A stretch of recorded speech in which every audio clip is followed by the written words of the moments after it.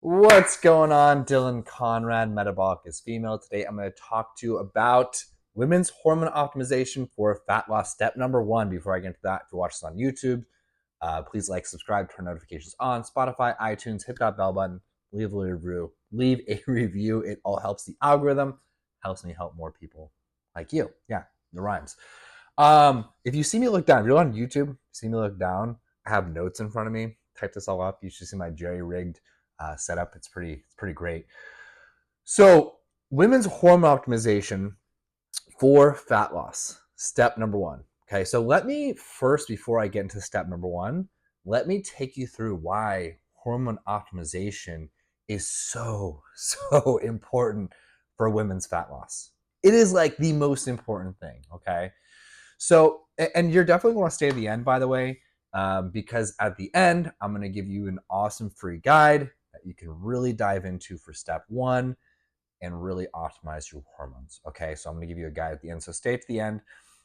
So, why is women's hormone optimization so important for fat loss? Okay, number one, women are twice as likely compared to men to have hormonal imbalances.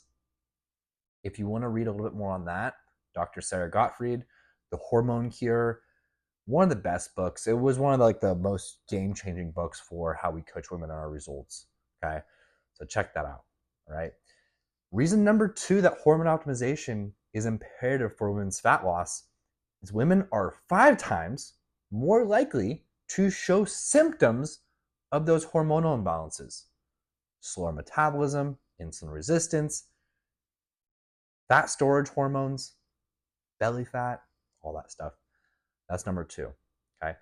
The third reason that women's hormone optimization is so important for fat loss is the fat loss hierarchy. Okay. If you've been watching my stuff, I've covered this in the past, but in the terms of the most important to the least important, they're all still important.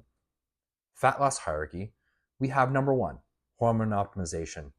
Hormone optimization. Okay, that's number one. Number two is recovery. That's stress levels, sleep. Calorie intake is number three. Number four, protein intake. Number five is going to be carbs and fat balance. Six is going to be exercise, and seven is going to be food typology, or the type of food that you're eating.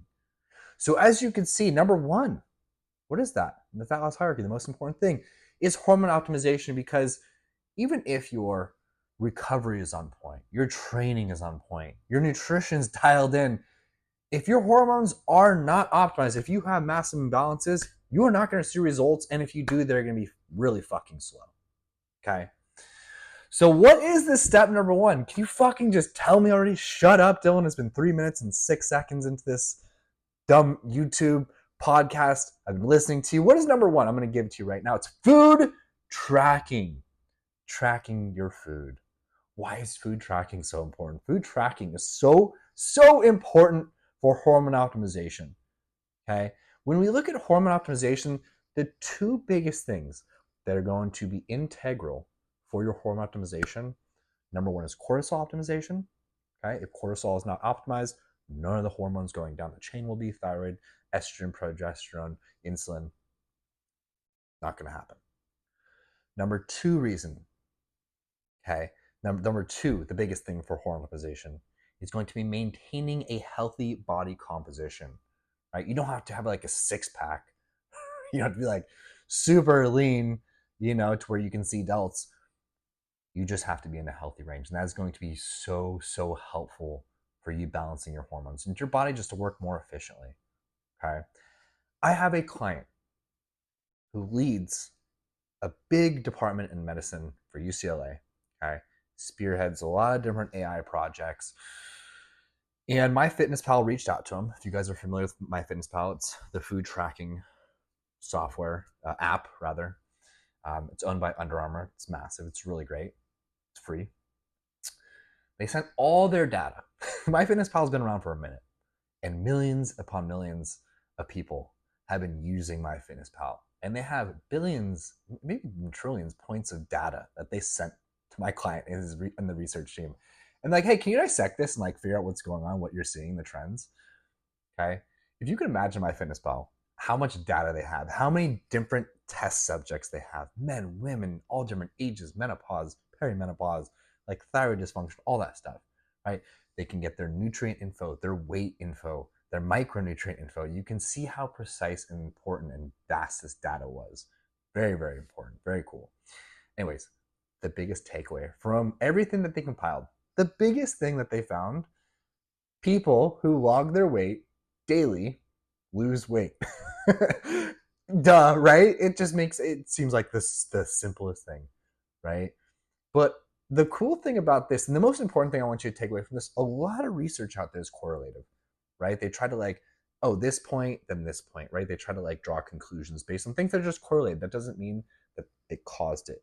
This was a direct causation. If you logged your food, then you lost weight.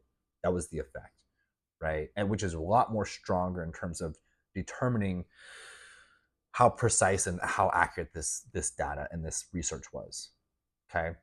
So in terms of losing body fat, improving your body composition, food tracking is going to be imperative. I'm not going to sit here and stand and say, hey, it's going to be the most, like, you should be tracking your food forever. You should not be. Okay. But I'll cover that here in a second. Right. But why else is food tracking imperative for your hormone optimization? Okay. The biggest contributor to hormonal imbalance, specifically cortisol, is inadequate protein intake. Okay. Everyone's like, every woman that comes into our program, appreciate patience on that long pause, trying to gather my thoughts. Women have the hardest time getting protein in. And this isn't just from like me saying like, oh, just based on like, the thousands of women done our program. Like, yeah, we see that obviously, but this is actually research based, but it's based on a developmental preference as well as environmental. Okay. So let me cover the environmental part. We have less access to high protein food sources, and we have more access to highly palatable carb and fat sources, right? Also, from an ease perspective, right? People are going to do what's the easiest thing for them. It's easier to get these type of foods and prepare them. A lot of times, like carb and fat foods, you really don't have to, like snack foods. Proteins, you have to prepare for the most part, unless you kind of know what you're doing. That's what we teach our clients, by the way. But the second reason is developmental, right? Like women gravitate towards carbs and fats to put on weight for childbearing. Like it's just a normal preference that was developed so you can bear children, right? So you should be aiming for 0.6 to 1.1 grams per pound of body. Well, why can't I just eat more protein? Because then you're just guessing, right? And a lot of times when we guess, we don't really know what we're getting. And a lot of times when we have women log, like I really felt like I was getting a lot more protein than I was. When we have the data of food tracking, we take the think and I guess and the emotion and the feeling out of it, right? It just makes it a lot easier to really predict. But food tracking 101, here it is, okay? MyFitnessPal, it's a free app. You can get the paid version as well. I recommend the paid version, but you don't need to. It's the best and this most fast app. Lose It app is also good. We have a built-in food tracker in our app that our clients use and Trainerize that some of our clients use, probably half of them actually.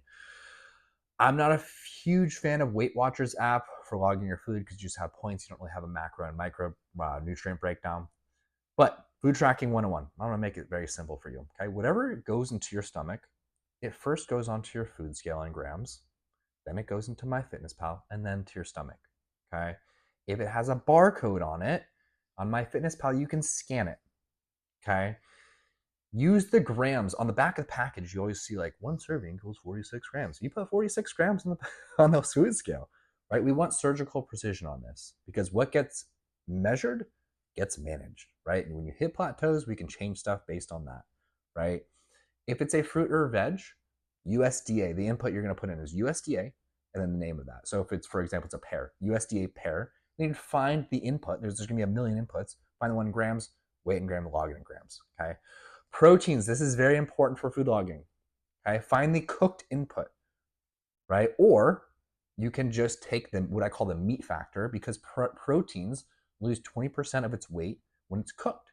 So if you're eating a steak that's 100 grams, right, or it says it's 100 grams on the scale, it's actually gonna be 120 grams, which is 180 versus 150 calories. That's 30 calories, but it seems small. You do this enough times, you eat enough protein throughout the day, it's going to be a lot of variability, and it's going to take you what was a 300 calorie deficit into maintenance, right? You want to be eating as much food as possible while losing body fat, right? So that's going to be a margin that you don't want to fuck up, okay? I'll be the first to tell you right now, food tracking is not going to be a long-term solution, and it's not going to be sustainable, but it's going to give you the most data. It's going to be the most efficient and effective, and especially in your reverse diet, which I'll take you through in a later episode, it's imperative, okay?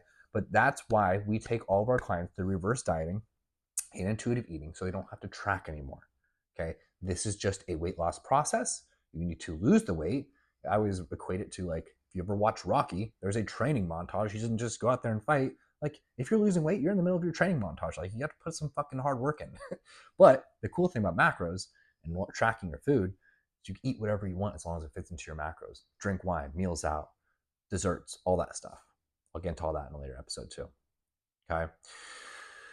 If you have no idea how to track your food, okay, I'm going to put it on the screen if you're watching on YouTube. This is my free macro tracking matrix.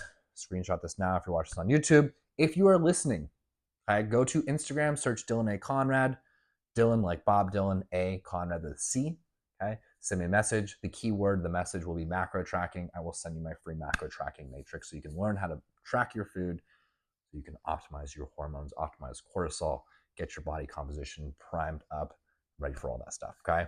If you found this helpful, please, please, please, if you have a friend and she's just like complaining about her weight, she's complaining about her metabolism slowing down, she's complaining about all these body changes that she's experienced, she's complaining about her hormones being fucked up, please, please, please, please forward this to her. Please forward this to her. I'm begging you, okay?